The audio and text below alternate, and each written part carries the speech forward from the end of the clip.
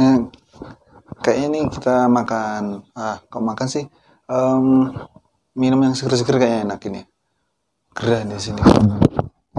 Apa ya? Minum apa ya? Minum kopi gede biar hari-harinya semakin baik dan bisa enjoy. Gimana ya? Oke, kita akan datangkan kopi gede. Besar. Ih, seger banget ini. Kita kopi gede ada 2 ini. Kita coba yang ini dulu ya. Bismillahirrahmanirrahim.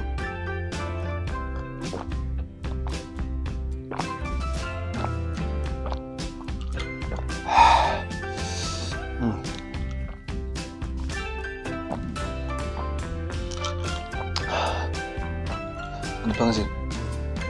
Kita coba yang ini ya, yang satunya ya. Pasti bedanya.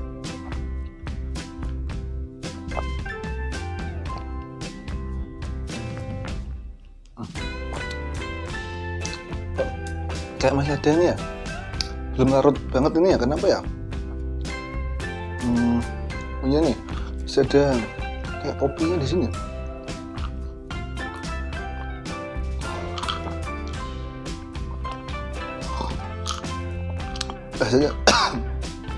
Rasanya juga nggak semanis ini.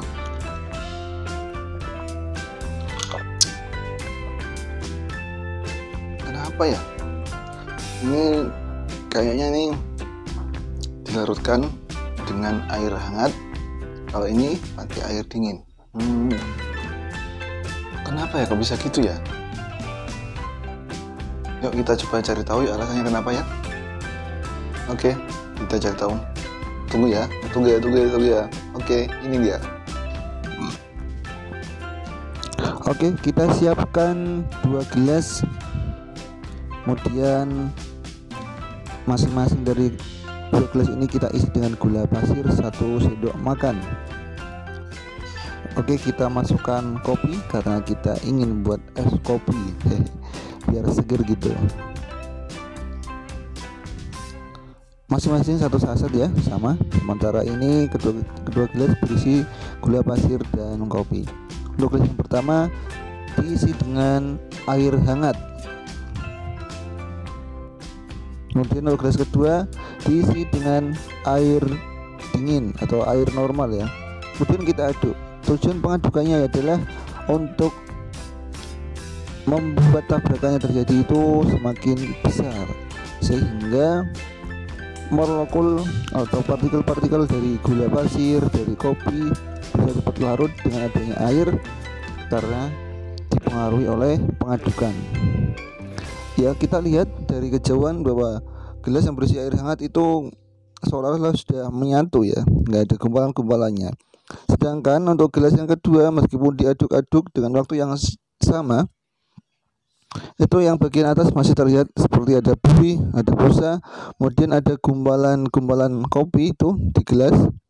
Nah, ini karena pergerakan molekul pada gelas yang berisi air dingin itu sedikit, sehingga tabrakannya juga kecil. Otomatis ya yang larut juga sedikit ya. Apakah ini nanti bisa mempengaruhi terkait rasa kemanisannya atau tidak? Nanti kita akan buktikan melalui penjelasan berikut. Cekidot. Mari kita ketahui perbedaan pelarutan gula dan kopi dalam air hangat dan air dingin ya teman-teman. Nah, untuk kita lihat saja di gelasnya. Untuk gelas ini itu air dan kopi tadi saya larutkan pada air hangat ya, air hangat, dan hasil setelah saya periksa gumpalan-gumpalan atau molekul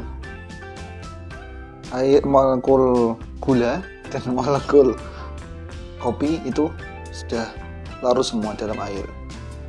Nah, kenapa? Ini karena pada air yang hangat atau suhu yang tinggi atau air panas itu pergerakan molekul banyak, sehingga faktor terjadinya tabrakan antara molekul satu dan molekul yang lain, antara gula, terus kopi dan air itu semakin banyak yang bertabrakan. Hasilnya, semakin mudah larutnya. Apalagi tadi dicampur dengan pengaduk. Nah, diaduk-aduk itu mereka semakin ditubrukkan, semakin dipercepat proses bertabrakannya sehingga ya kayak gini lebur dan nggak ada sisa-sisa gula pasir di sini ataupun kopi, semua larut jadi satu. Kemudian dibandingkan dengan kopi dan gula yang dilarutkan pada air dingin, nah ini tuh masih ada busanya teman-teman. Nah, bisa dilihat di sini ada busanya, dan masih ada gumpalan-gumpalan kopinya di sini. Lihat di gulanya itu di bawahnya ini masih teman-teman, di bawah di dasar ini masih gula. Di sini tuh sedikit, tapi di sini banyak. Ini menunjukkan bahwa air dingin itu tidak bisa maksimal dalam melarutkan gula dan kopi. Bagaimana yang kita ketahui bahwa gula itu kan larutan kompleks ya teman-teman, sukrosa yang punya titik lelah itu sekitar 160 hingga 180 derajat. Sedangkan untuk air hangat aja itu, air panas itu suhu tertingginya itu paling 100-an. Jadi ini misal langsung campur air hangat, gula dan kopi tadi langsung dimasukin air hangat, itu pun nggak akan langsung bisa larut kedua material tadi, harus diaduk supaya tabrakannya lebih cepat terjadi dan lebih banyak. Hasil yang gini bisa larut.